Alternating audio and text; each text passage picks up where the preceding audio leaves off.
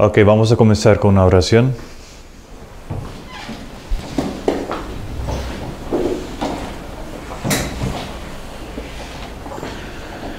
Buen Dios que estás en los cielos, santificado sea tu nombre.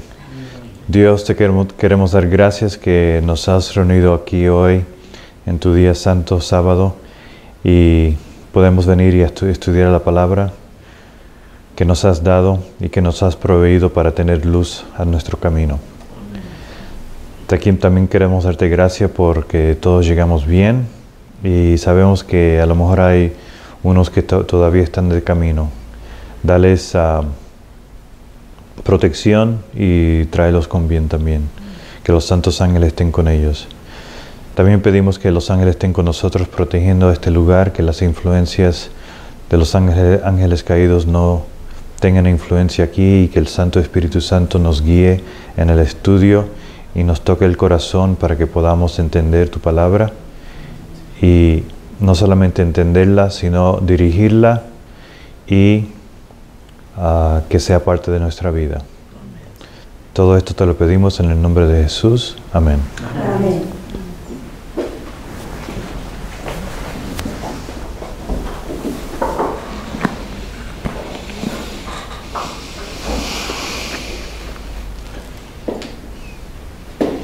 Así que hemos estado estudiando el santuario y el mensaje del tercer ángel. Vamos a ir a Apocalipsis capítulo 14.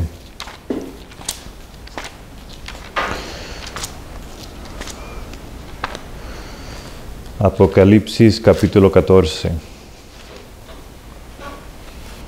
Y vamos a comenzar en el versículo 6. ¿Cuántos conocen el mensaje de los tres ángeles? El mensaje de los tres ángeles es, como dice el versículo, es el Evangelio eterno, ¿no? Y eso es, si ustedes conocen a los escritos de la hermana White, ella nos aconseja de que este es el mensaje más solemne que Dios le ha dado a los hombres en la historia del mundo. El mensaje del primero, segundo y tercer ángel. Es más, si usted va a la red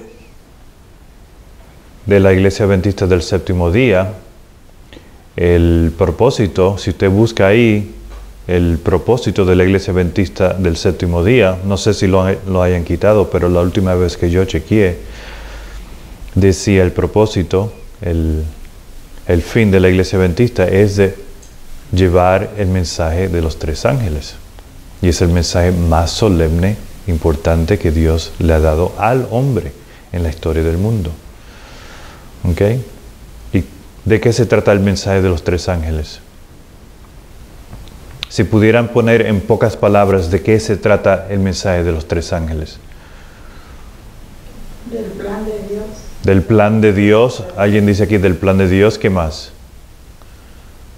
El mensaje de los tres ángeles, ¿de qué se trata?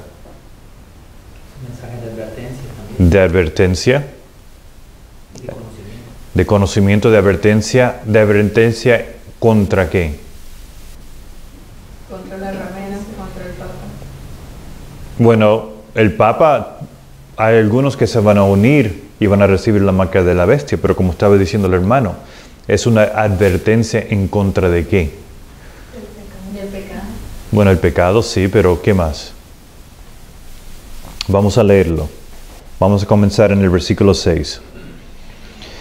Y dice así: Y vi otro ángel volar en medio del cielo que tenía el Evangelio eterno para predicarlo a los moradores de la tierra y a toda nación y tribu y lengua y pueblo, diciendo en alta voz: Temed a Dios y dadle gloria, porque la hora de su juicio ha venido.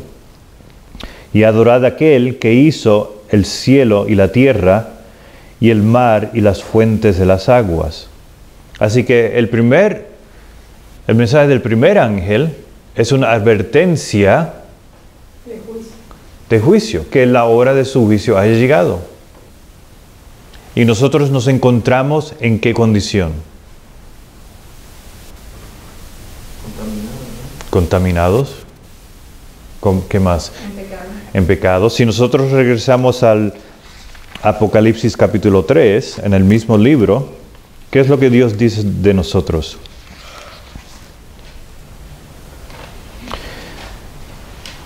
Que no estamos ni frío ni caliente. Y dice así, y escribe, versículo 14, y escribe al ángel de la iglesia de Laodicenses, estas cosas dice el Amén, el testigo fiel y verdadero, el principio de la creación de Dios. Yo conozco tus obras, que ni eres frío ni caliente.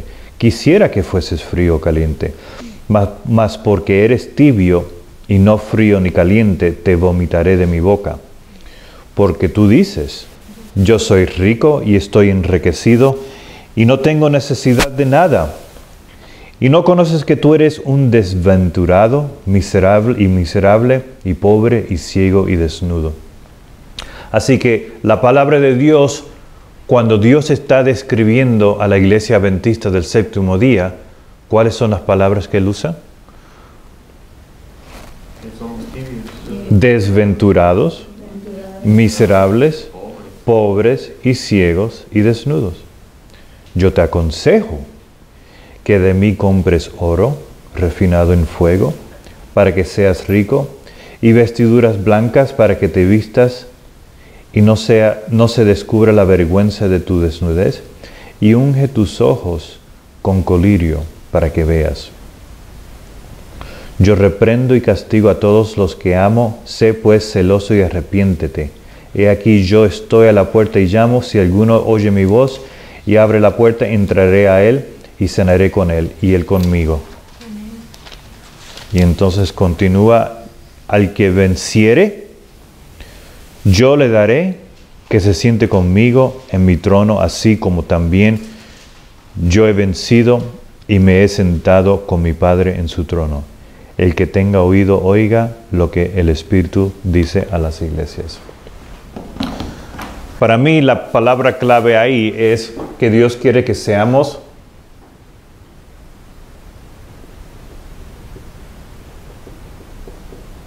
vencedores.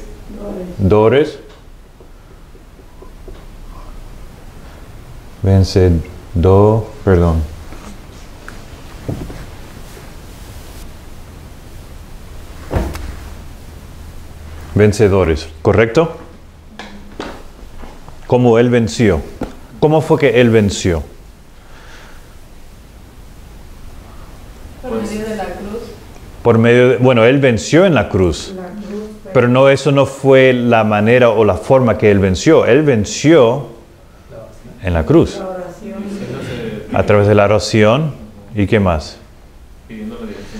Si nosotros vamos a, mantengan su mano ahí, en Apocalipsis 14, y vamos a Isaías capítulo 7.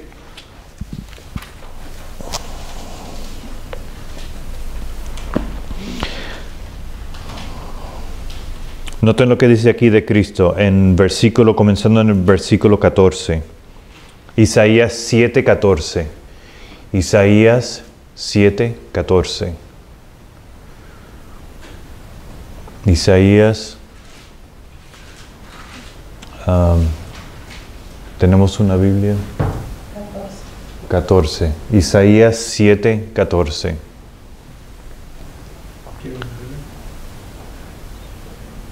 Isaías 7:14. ¿Estamos ahí? Vamos a leerlo y dice así. Por tanto el Señor mismo os dará señal. He aquí una virgen concebirá y dará a luz un hijo y llamará su nombre Emmanuel. Comerá mantequilla y miel para que sepa desechar lo malo y escoger lo bueno. Así que nosotros hemos repasado esto antes. ¿Qué representa la mantequilla y la miel? La palabra de Dios. La palabra de Dios, ¿verdad que sí?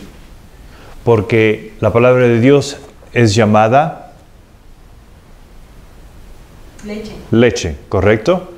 Pero a través de que uno va estudiando un poquito allí, otro poquito allá, uno va batiendo la leche, de ahí sale la mantequilla, ¿correcto? Entonces la mantequilla es donde está la grasa, donde está el sabor, ¿verdad que sí? Entonces, a medida que uno va buscando los tesoros dentro de la Biblia, uno va encontrando los tesoros que Dios ha dejado para entender y conocerlo a Él mejor. ¿Correcto? Así que, y la miel, ¿qué representa la miel? La palabra de Dios. Sí, pero específicamente, ¿qué es lo que representa? El libro de Daniel, Daniel y Apocalipsis. Profecía. El libro de Daniel y Apocalipsis, que es profecía. Porque en Apocalipsis capítulo 10, ¿qué es lo que le dice el ángel? Ve y come el librito. ¿Y qué fue lo que comieron los mileritas? El librito de Daniel y Juan, que es el libro de Apocalipsis. ¿Correcto? Las visiones de Daniel y Juan. ¿Correcto? Entonces, la profecía está representada por la miel. Y el propósito de la miel es... ¿Qué es el propósito de la miel?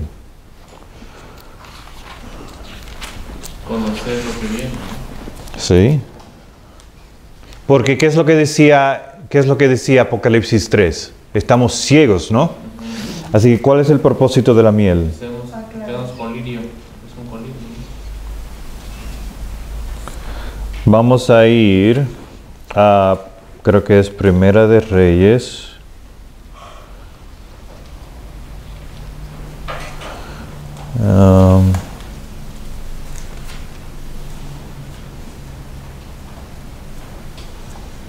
Primera de Reyes. No es Segunda de Reyes.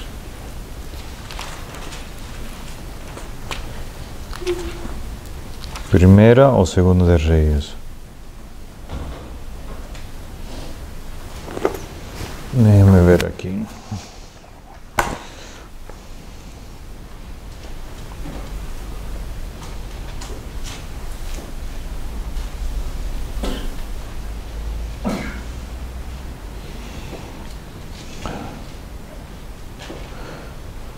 Segunda de Reyes.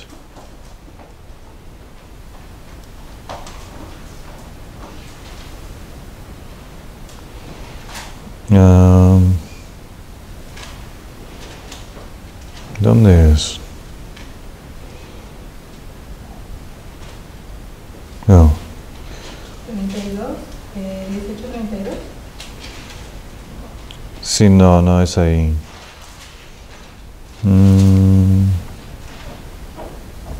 Perdón. Es Primera de Samuel 14. Primera de Samuel 14. Primera de Samuel 14. Y vamos a ir al versículo Primera de Samuel 14.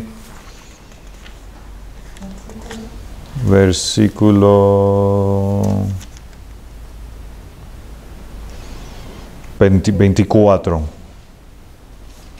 Vamos a comenzar en el versículo 24. Primera de Samuel 14, 24. Pero los hombres ¿estamos ahí? Pero los hombres de Israel fueron puestos en apuro aquel día porque Saúl había conjurado al pueblo, diciendo: cualquiera que comiere pan hasta la tarde, hasta que haya tornado venganza de mis enemigos, sea maldito. Y todo el pueblo no había gustado pan. Y todo el pueblo llegó a un bosque donde había miel, en la superficie del campo. Entró pues el pueblo en el bosque, y aquí que la miel corría, pero no hubo quien llegase la mano a su boca, porque el pueblo temía el juramento. Pero Jonatán no había oído cuando su padre había juramentado al pueblo, y alargó la punta de una vara que traía en su mano, y la mojó en un panal de miel, y llegó su mano a su boca, y sus ojos fueron aclarados. El propósito de la miel es aclarar los ojos.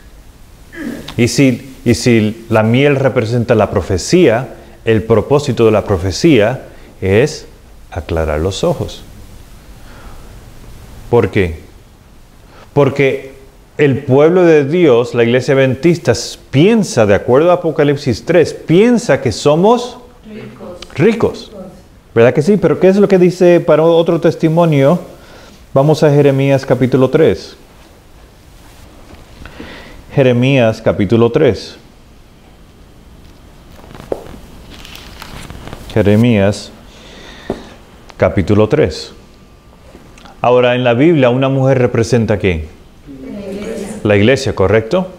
Así que vamos a ver qué es lo que dice aquí en Jeremías capítulo 3. Y dice así. Dicen, ¿estamos ahí? Jeremías capítulo 3. Después de Isaías y antes de Ezequiel. Jeremías capítulo 3. Jeremías capítulo 3. Y dice así. Dicen, si alguno dejare su esposa, y yéndose ésta de él, se juntare a otro hombre, ¿volverá a ella más? A ver qué dicen. Si una mujer está casada con un hombre y se va con otro hombre, ¿ella va a regresar con el otro hombre? ¿El hombre la va a esperar con las manos abiertas? No, ¿verdad que no? ¿No será tal tierra del todo amancillada? Ahora note lo que Dios dice de su pueblo. Tú pues has prostituido. Te has prostituido con muchos amantes. Mas vuélvete a mí, dice Jehová. Así que, ¿qué es lo que Jehová le dice a su pueblo? Que regrese. ¿Por qué? Porque nos hemos prostituido. Nos hemos prostituido, ¿verdad que sí? Alza tus ojos a los lugares altos y ve en qué lugar no se han acostado contigo. Para ellos te sentabas en los caminos como árabe en el desierto. Y has contaminado la tierra con tu prostitución y tu maldad. Por esta causa las aguas han sido detenidas. ¿Cuáles son las aguas? Muchedumbre. ¿Qué son las aguas? Las bendiciones, ¿no? Al final del mundo, ¿cuáles son las aguas que Dios ha prometido que va a derramar? La lluvia tardía. La lluvia tardía, ¿verdad que sí? Pero porque estamos con las doctrinas falsas, nos estamos prostituyendo con falsas doctrinas, con las cosas del mundo. Por eso no. ¿Qué es lo que se detiene? El agua. Las bendiciones del derramamiento. El derramamiento de la lluvia tardía. ¿Correcto? Alza tus ojos a los lugares altos y ve en qué lugar no se han acostado contigo. Para ellos te sentabas en los caminos, Por esta causa las aguas han sido detenidas y faltó la lluvia tardía. Y has tenido frente de ramera y ni quisiste tener vergüenza. A lo menos desde ahora no clamarás a mí, Padre mío, guiador de mi juventud. Guardará su enojo para siempre, eternamente lo guardará. He aquí que has hablado y hecho cuantas maldades pudiste. Y ahora voy a leer una cita de cómo es que uno puede cumplir esto. Y esto se encuentra, voy a leer 3 citas.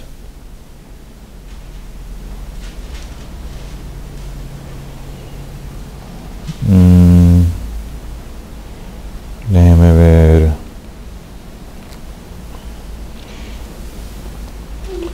Esto se encuentra en... ahorita le doy la cita. Noten lo que dice aquí. Provocaremos a Dios tal cual lo hizo el antiguo Israel. Acarrearemos su maldición al apartarnos de Él y entremezclarnos con el mundo y las abominaciones de las naciones que nos rodean. Al mezclarnos con las cosas mundanas y los mundanos quienes no adoran a Dios, nuestra espiritualidad, pureza y celo quedan aniquilados y destruidos. O sea que cuando nosotros empezamos a practicar las costumbres del mundo, cuando empezamos a aceptar las doctrinas del mundo, ¿qué es lo que ocurre con el pueblo de Dios? nuestra espiritualidad, nuestra pureza y celo quedan aniquilados Contaminado. y destruidos. ¿Qué cita es eso? 1T 274.3. Primeros testimonios. El poder satánico paraliza constantemente las sensibilidades de los hijos de Dios para que sus mentes no rechacen lo pecaminoso y por ende queda anulada la estricta separación que debe existir entre ellos y el mundo. Así que entre el pueblo de Dios y el mundo debe de haber una estricta separación. Porque cuando empezamos a mezclar las costumbres, las ideas, las cosas, ¿qué pasa? Somos destruidos, aniquilados. Dios previó el peligro que causaría el que sus hijos se mezclaran con la gente y costumbres del mundo.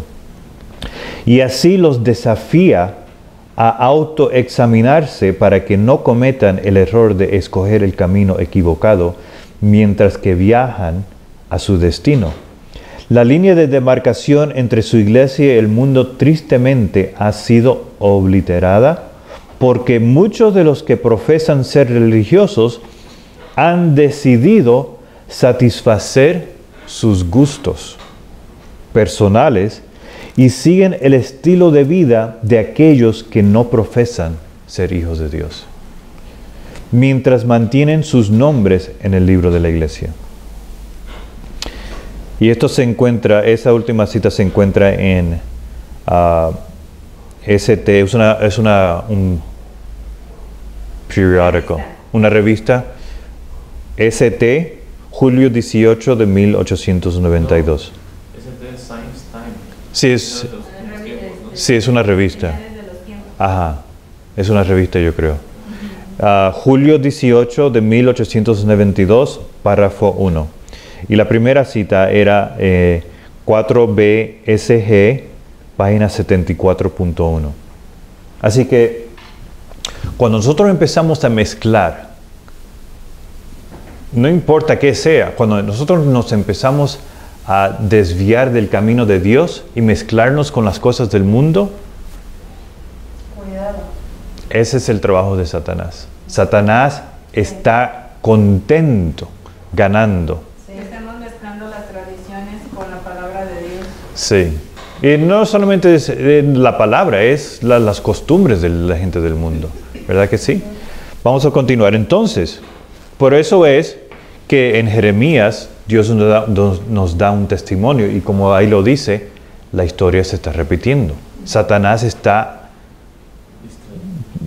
asegurándose de que la historia de Israel antiguo se esté repitiendo con el pueblo adventista del séptimo día al final del mundo.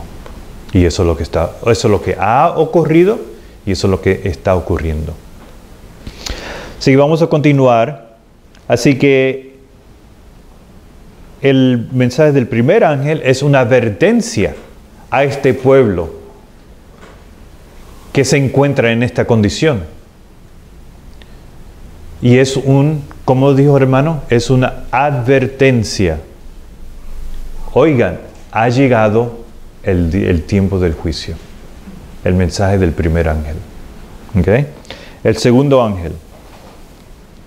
Y otro ángel le siguió diciendo, ha caído Babilonia, aquella gran ciudad, porque ella ha dado a beber a todas las naciones del vino de la ira de su fornicación. Así que, ¿de qué se trata el mensaje del segundo ángel? Que ha caído Babilonia. ¿Y qué es lo que quiere decir eso? Que es el tiempo del juicio. Correcto, pero específicamente, ¿qué es lo que representa el mensaje del segundo ángel? Nos está diciendo, miren, ustedes no pueden ver alrededor de suyo el sistema de Babilonia, las ideas de Babilonia, las doctrinas, la dieta de Babilonia, nos lleva todo a la muerte. ¿Y ustedes no se pueden dar cuenta de eso? Babilonia ha caído. Mire cómo se está muriendo la gente de toda clase de, ¿cómo se dice? Diseases, de enfermedades. ¿No se dan cuenta? ¿El pueblo adventista no se da cuenta? Pero no, el pueblo adventista está sufriendo las mismas enfermedades. El sistema de gobierno del mundo no está cayendo. El sistema financiero no está cayendo. Los países se están yendo a quiebra o se están preparando para irse a quiebra. ¿Babilonia ha caído? Sí, Babilonia está cayendo. Está desboronándose. ¿Esa es una palabra? Sí. Ahora nosotros como pueblo, Dios nos ha dicho y a través de su palabra podemos entender eso. Así que si Babilonia está cayendo, ¿qué tiene que ocurrir en nuestros corazones? Despertar, haber un cambio. Babilonia tiene que caer en nuestros corazones. Porque de acuerdo a la palabra de Dios, nosotros estamos en el mismo medio de Babilonia y disfrutando y gozándonos de las cosas de Babilonia, igual como Israel antiguo. Así que nosotros tenemos que reconocer que Babilonia está cayendo y también en nuestro corazón Babilonia tiene que caer. Nos tenemos que separar de las cosas de Babilonia. ¿Correcto? Vamos a continuar. Y llegamos al versículo 9. Y el tercer ángel los siguió diciendo en alta voz: si alguno adora a la bestia y a su imagen y recibe la marca en su frente o en su mano, él también beberá del vino de la ira de Dios, el cual es vaciado puro en el cáliz de su ira y será atormentado con fuego y azufre delante de los santos ángeles y delante del Cordero. Así que, ¿de qué se trata el mensaje del tercer ángel? Que tenemos que recibir el sello de Dios o recibir la marca de la bestia. Correcto. ¿De qué más se trata?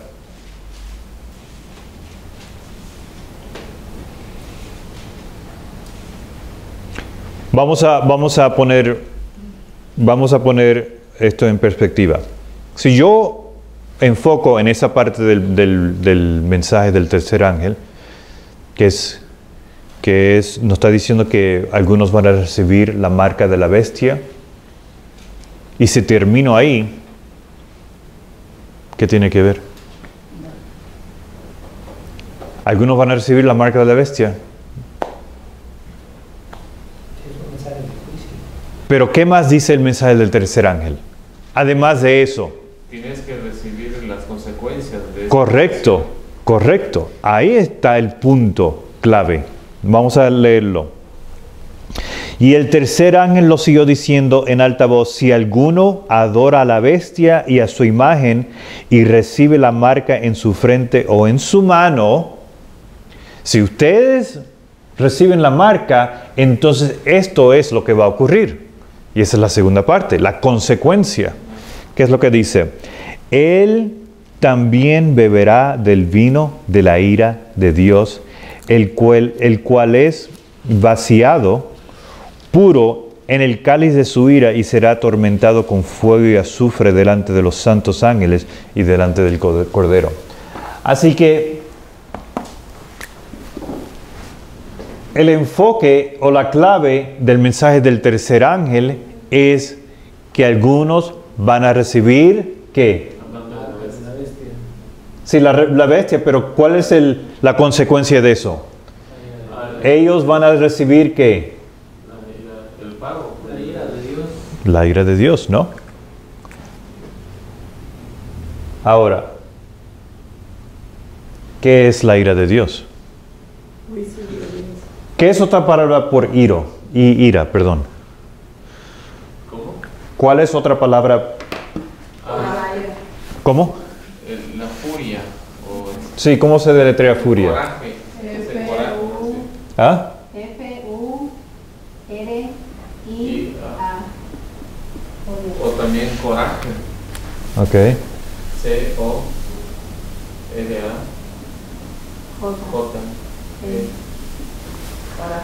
Ok. Ahora, de acuerdo a la palabra de Dios, ¿cuál es su ira?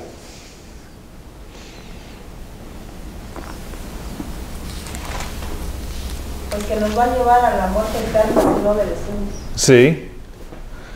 ¿Cuál es la ira de Dios? Que va a ser descender fuego. Sí, pero eso es al final de los 1000 años. Es que viene el fuego, ¿correcto? Pero antes de eso, Dios va A juzgar. ¿cómo dice el versículo? Cuando derrama las plagas. Sí, eso es parte. Pero dice, Él también beberá del vino de la ira de Dios, el cual es vaciado puro en el cáliz de su ira y será atormentado. Así que Dios va a derramar y vaciar. ¿Qué es lo que va a vaciar? Su ira, su enojo, ¿verdad que sí? Ahora, de acuerdo a la palabra de Dios, la Biblia, ¿dónde es que Dios especifica cuál es la ira de Él?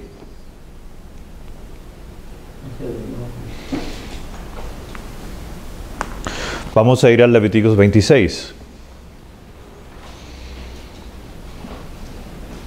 Vamos a ir al Levíticos 26 y vamos a leer versículos del 28 al 34. Levíticos 26, versículos 28 al 34. Levíticos 26.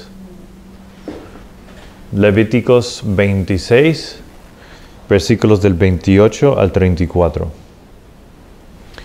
Yo procederé contra vosotros. Espera, hermana, vamos a esperar que la otra hermana. Y ahora noten, yo todo lo que estoy haciendo es refiriéndome a las 2 tablas que Dios nos dio. Porque en estas 2 tablas Dios nos da la información que nosotros necesitamos al final del mundo. Pero el pueblo de Dios, ¿qué ha hecho con las 2 tablas? Las ha echado, ¿verdad que sí? Pero si yo regreso a esta tabla, y la hermana White nos dice que los mensajes que fueron dados en esta tabla es la roca de la eternidad. ¿Y quién es la roca de la eternidad? Jesús. Así que si yo regreso a la tabla, si yo regreso a la información que Dios nos dio, la roca de la eternidad, yo puedo empezar a ver la información aquí. Así que todo lo que yo estoy haciendo es leyendo aquí. ¿Ok? Vamos a leer 28 al 34 y dice así. Yo procederé. Nomás para dar el contexto, vamos a leer el 27.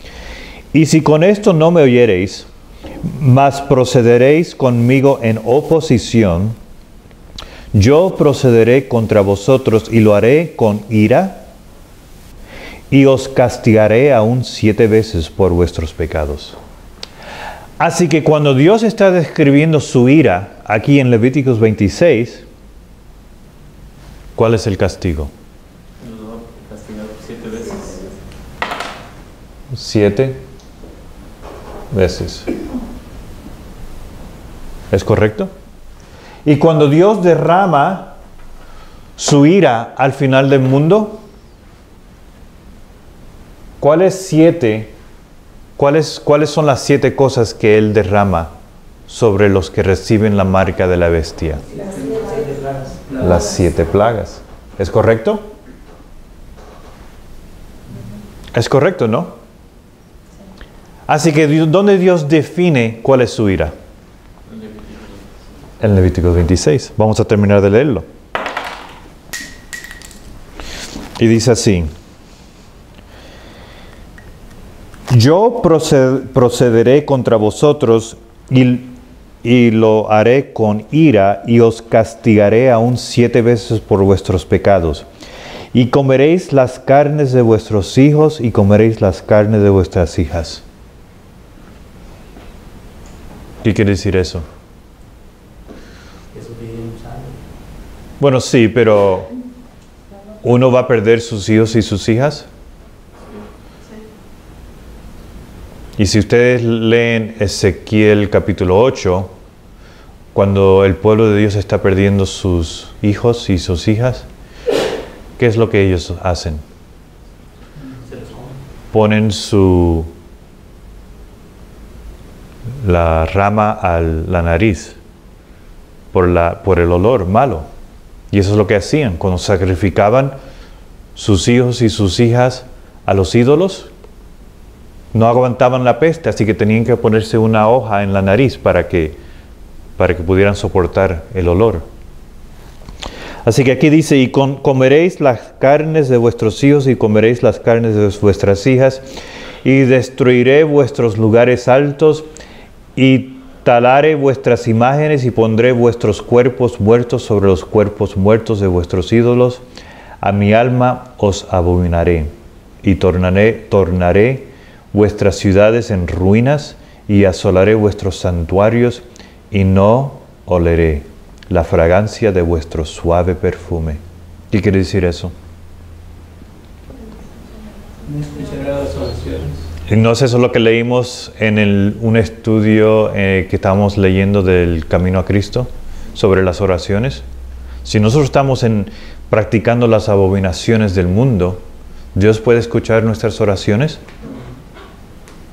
Así que aquí lo dice en Levíticos y también lo dice la hermana White en Caminos a Cristo, en el Camino a Cristo, el capítulo, creo que era 11, ¿no? Sí, 11. Capítulo 11.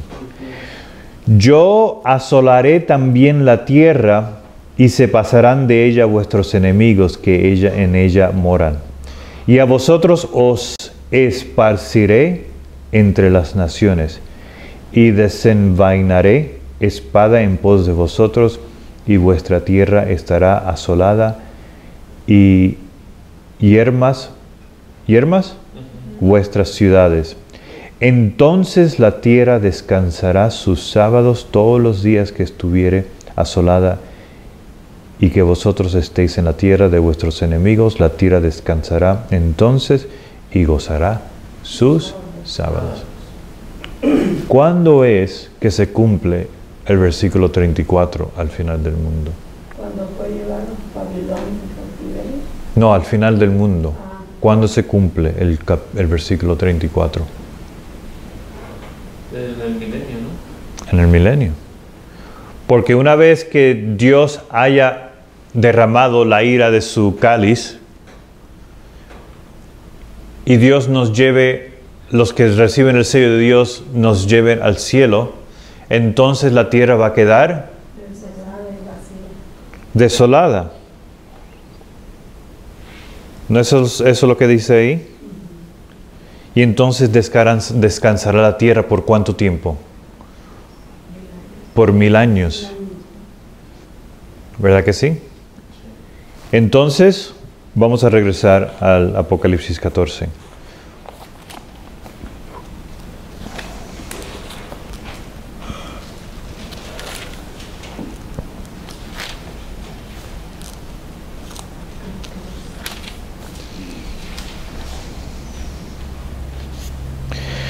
Y el humo, versículo 11, y el humo del tormento de ellos sube para siempre jamás, y los que adoran a la bestia y a su imagen no tienen reposo ni día ni de noche, ni cualquiera que reciba la marca de su nombre. ¿Y no es eso lo que Dios nos está tratando de dar al final del mundo? Él nos está tratando de dar reposo, el descanso. Pero la única forma que nosotros podemos recibir el descanso y el reposo es obedeciéndole. Noten lo que dice aquí. Versículo 12. Aquí está la paciencia de los santos, aquí están los que guardan los mandamientos de Dios y la fe de Jesús. Así que, ¿qué es lo que Dios está buscando? Un pueblo fiel. Un pueblo fiel, un pueblo que guarda los mandamientos y la fe de Jesús. ¿Correcto o incorrecto? Correcto. Así que la mayoría de las personas de la iglesia adventista ni tan siquiera entienden cuál es el mensaje del tercer ángel, porque no lo han estudiado profundamente. Pero cuando uno estudia el mensaje de los tres ángeles profundamente, uno puede ver que de igual manera con Israel antiguo, que recibieron la maldición, recibieron la ira de Dios los 7 veces, nosotros también al final del mundo vamos a recibir las 7 veces, las 7 plagas, la maldición de Moisés. ¿Correcto? Así que en el mensaje de los tres ángeles nosotros podemos ver, ¿qué es lo que nosotros podemos ver? 25:20. La maldición de Moisés. Que son las 7 veces de Levíticos 26. Que al final del mundo representa las 7 plagas. Las 7 plagas. Pero esta maldición tiene, simbólicamente también tiene este número asociado con las 7 veces. Porque es lo mismo. Es lo mismo. Por ejemplo, vamos a Daniel capítulo 5. Daniel capítulo 5. No sé a qué hora empezamos. ¿Cuánto tiempo va? Ok. Todavía tenemos tiempo. Daniel capítulo 5.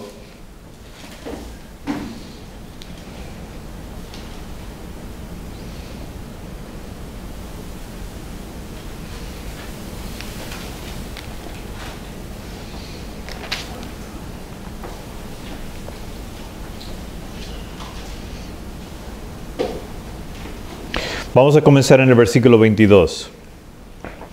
Daniel 5:22. Daniel 5:22. Y dice así: Y tú, su hijo Belsasar, no has humillado tu corazón. En el mensaje de los tres ángeles, ¿tiene que ver algo con humillación? Nosotros nos encontramos profundamente practicando las costumbres del mundo, profundamente. Estamos involucrados con las doctrinas de Babilonia. ¿Y qué es lo que tenemos que hacer? Humillarnos. Humillar. Y eso es lo que él pasaba con Belsasar. ¿Quién era Belsasar? De Nabucodonosor. ¿Y qué es lo que Nabucodonosor había pasado por? Un castigo. Un juicio de Dios. Un juicio de Dios. ¿Cuál fue el juicio de Dios que Nabucodonosor pasó por? 7 tiempos de hacerlo. 7 veces, ¿verdad que sí? Y que eran 7 años, ¿correcto? Ahora, un año en la Biblia son 360, ¿correcto? Hay 360 días en un año. Así que si uno multiplica 360 por 7, 2520. da a 2520. Así que Nabucodonosor, por 7 años o 2520 días, ¿qué le pasó a Nabucodonosor? Estuvo como bestia. Él vivió entre las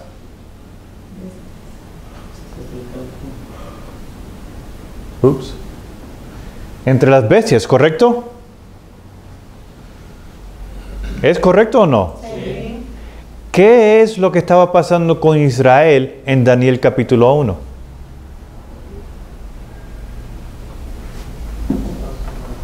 En Daniel capítulo 1, ¿qué estaba pasando con Daniel? Estaba siendo educado en Babilonia. Pero antes de eso, Fue llevado cautivo Fue sitiado. ¿a dónde? a Babilonia.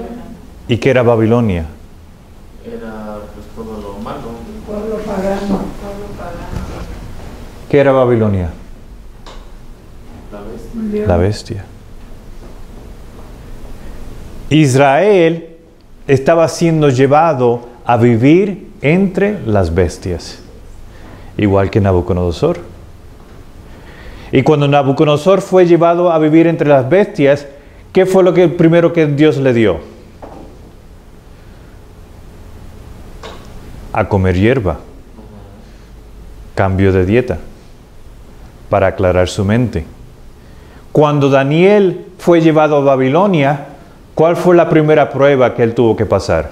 Lo de la alimentación. Lo de la dieta. En el santuario, cuando el pueblo de Dios tiene que pasar su experiencia por el santuario, ¿qué es parte del mensaje del santuario? La dieta.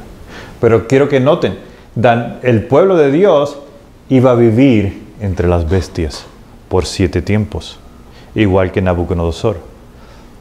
Por 2500 días, Nabucodonosor vivió entre las bestias. ¿Correcto? ¿Y no es eso lo que nosotros estamos haciendo? Las bestias representan Babilonia, ¿no? Y eso es lo que está pasando con el pueblo de Dios. Nos hemos prostituido con las doctrinas de Babilonia. Por eso, perdón, la hermana White nos dice repetidamente, estudien Daniel y Apocalipsis, porque la historia se va a repetir. Y una vez que usted empieza a entender qué es lo que estaba ocurriendo, usted puede ver claramente cuán preciso es la palabra de Dios. Se está repitiendo al pie de la letra. Al pie de la letra. Así que aquí Nabucodonosor vive entre las bestias. Vamos a continuar. Y tú, su hijo Belsasar, no has humillado tu corazón. Y eso fue lo que pasó con Nabucodonosor. Se engrandeció en contra de Dios, y habló, y en ese momento el reino fue quitado. No has humillado tu corazón sabiendo todo esto.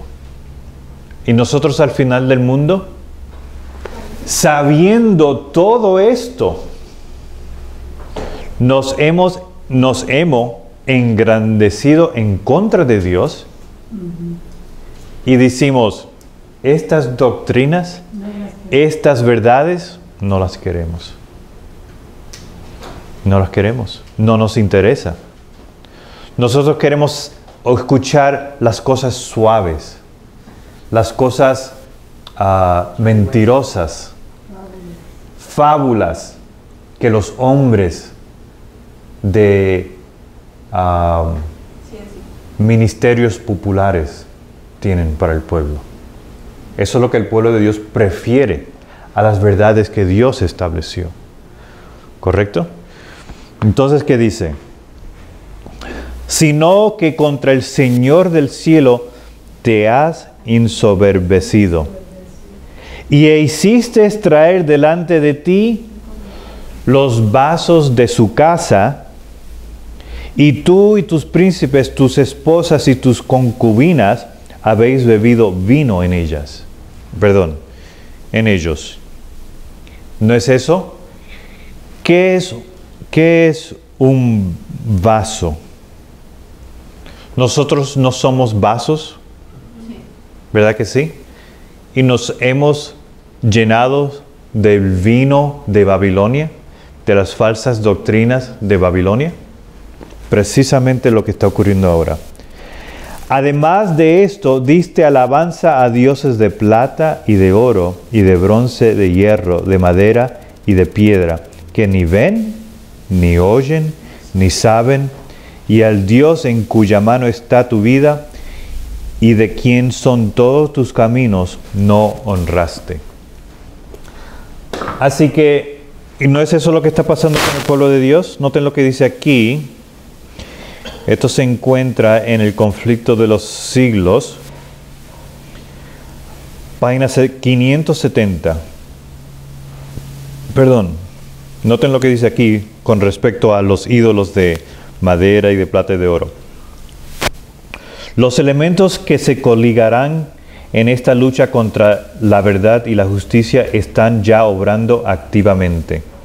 La palabra santa de Dios que nos ha sido transmitida a costa de tanto padecimiento, de tanta sangre de los mártires, no es apreciada debidamente.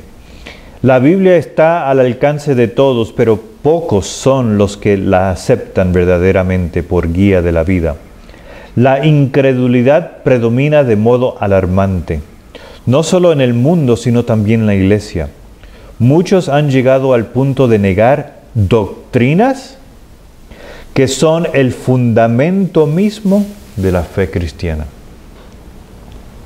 Los grandes hechos de la creación, como los presentan los escritores inspirados, la caída del hombre, la expiación y el carácter perpetuo de la ley de Dios, son en realidad rechazados entera o parcialmente por gran número de los que profesan ser cristianos.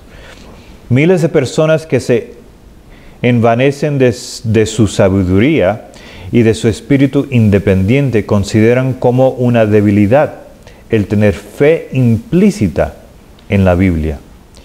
Piensan que es prueba de talento superior y científico argumentar con las Sagradas Escrituras y espiritualizar y eliminar sus más importantes verdades. Muchos ministros enseñan a sus congregaciones y muchos profesores y doctores dicen a sus estudiantes que la ley de Dios ha sido cambiada o abrogada.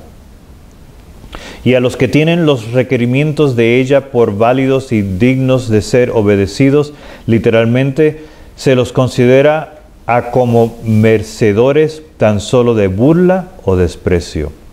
Ahora noten, al rechazar la verdad, los hombres rechazan al autor de ella. ¿La mano de quién dirigió esta tabla? La mano de Dios. De acuerdo a Habacuc 2, del 1 al 4, y Primeros Escritos, página 74. Al rechazar la verdad, los hombres rechazan al autor de ella. Al pisotear la ley de Dios, se niega la autoridad del legislador. Es tan fácil hacer un ídolo de las falsas doctrinas y teorías como tallar un ídolo de madera o piedra. Así que de igual manera como Israel antiguo tenía sus ídolos de madera o de piedra, nosotros hoy en día también tenemos nuestros ídolos. ¿Y cuáles son los ídolos? Falsas doctrinas y teorías. Lo voy a leer de nuevo. Es tan fácil hacer un ídolo de las falsas doctrinas y teorías como tallar un ídolo de madera o piedra. Al representar falsamente los atributos de Dios, Satanás induce a los hombres a que se formen un falso concepto con respecto a Él.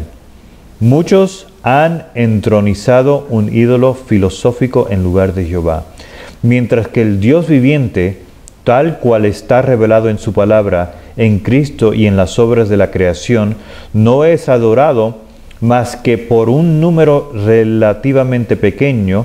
Miles y miles deifican la naturaleza al paso que niegan a Dios, al Dios de ella. Aunque en forma diferente la idolatría existe en el mundo cristiano de hoy, tan ciertamente como existió entre el antiguo Israel en tiempos de Elías. El Dios de muchos así llamados sabios o filósofos, poetas, políticos, periodistas, el Dios de los círculos selectos y la moda de muchos colegios y universidades y hasta de muchos centros de teología, no es mucho mejor que Baal, el dios sol de los fenecios. Así que las escuelas de teología de la iglesia no son nada mejor que el dios de Baal. Es la misma cosa. ¿Qué si te Esto es en Conflicto de los Siglos, página 570. Así que, así es, eso es lo que estaba ocurriendo aquí en el libro de Daniel. Sino que contra el Señor del cielo te has ensoberbecido e hiciste traer delante de ti los vasos de su casa, y tú y tus príncipes, tus esposas y tus concubinas habéis bebido vino en ellos. Además de esto, diste alabanza a dioses de plata y de oro, y de bronce, de hierro, de madera y de piedra, que ni ven, ni oyen, ni saben. Y al Dios en cuya mano está tu vida, y de quien son todos tus caminos, no honraste. Entonces de su presencia fue enviada la palma de la mano que esculpió esta escritura. La escritura que esculpió es Mene, Mene, Tekel, Ufarsin. Esta es la interpretación del asunto. Mene, contó Dios tu reino y le ha puesto fin. Tekel, pesado ha sido en balanza y fuiste hallado falto. Pérez, tu reino ha sido dividido y dado a los medos y a los persas. Entonces, mandándolo Belsasar, vistieron a Daniel de púrpura, y en su cuello fue puesto un collar de oro, y pregonaron de el que fuese el tercer señor en el reino. La misma noche fue muerto Belsasar, rey de los caldeos, y Dario de Media tomó el reino siendo de 62 años. Así, aquí podemos ver que Belsasar recibe este mensaje de Dios, ¿verdad que sí? Mene, Mene, Tekel, Ufarsin. ¿Correcto? Y esto representa 50 ciclos. 50 ciclos, un ciclo, y esta es la mitad dividido 25. ¿Correcto? Que son 126 ciclos, y esto es igual a 1000 guerras. Es igual a 1000 guerras. Es igual a 20 guerras. Y es igual a 500 guerras. Porque estas palabras representan medidas de peso y ¿qué más? Y dinero.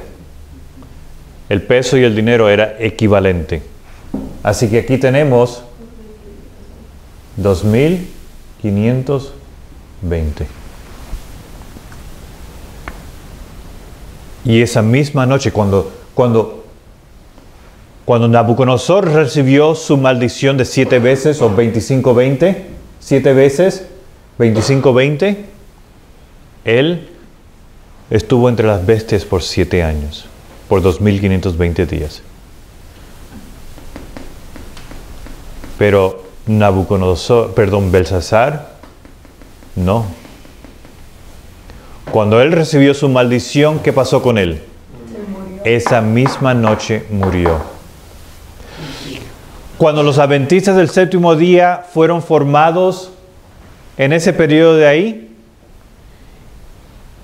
y se fueron en contra de estas doctrinas, ¿por cuánto tiempo hemos estado entre las bestias? Por 126 años. Que es otro número simbólico que representa el 25-20.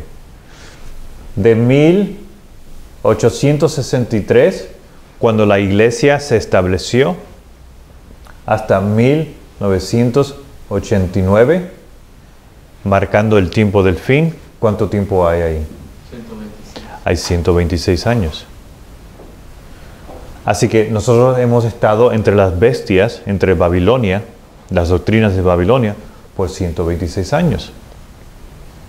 O sea, Dios nos quiere limpiar ahora. Pero, ¿qué pasa si yo decido rechazar estas verdades? Voy a recibir la ira de Dios. Y cuando viene la segunda ira de Dios, uno muere esa misma noche. Si yo recibo la marca de la bestia, eso queda ahí conmigo para la eternidad. Y cuando viene Cristo, no se puede quitar. Una vez que uno recibe el sello de Dios o la marca de la bestia, ya está ahí para siempre.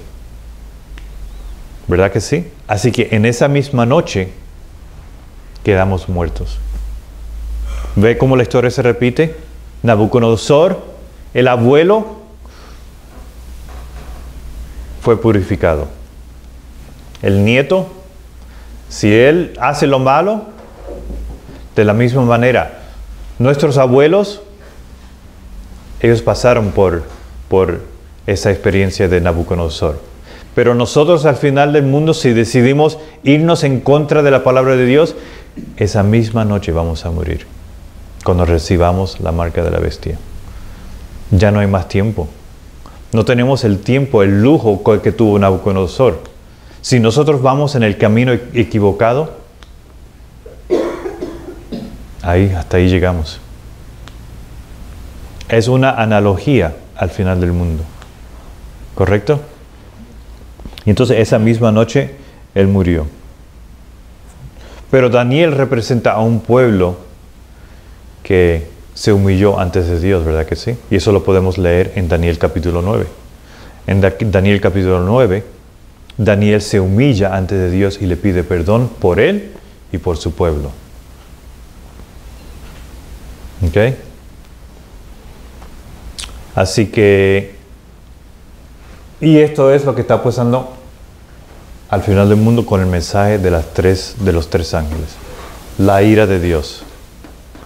La ira de Dios está por ser derramada.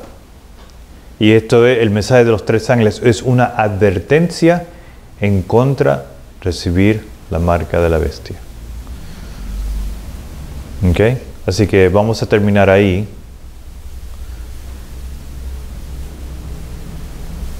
Vamos a terminar y vamos a terminar con una oración. ¿Ok?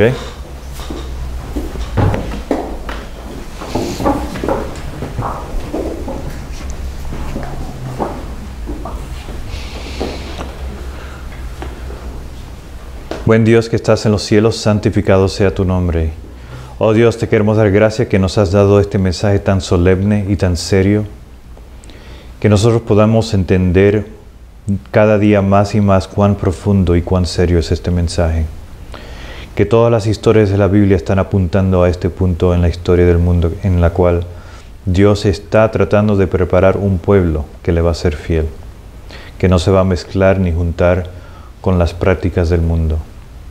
Y aunque nosotros hemos estado vacilando en el mundo, Dios, queremos pedirte que nos ayude.